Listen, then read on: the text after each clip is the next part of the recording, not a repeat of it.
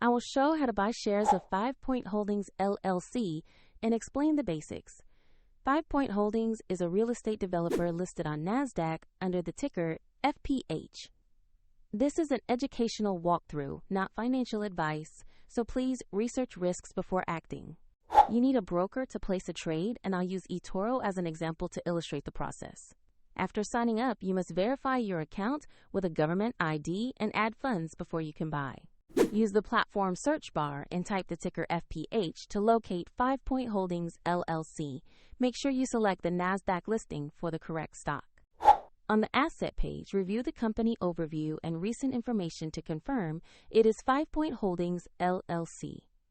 Check the price chart and market details to ensure this is the right NASDAQ FPH listing. To invest, click the Buy or Invest button, enter the amount you want to allocate, review the order details, and submit the trade.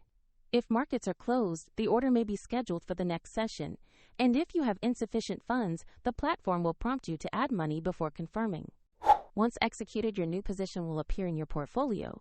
A link to eToro is provided in the video description if you want to follow this example.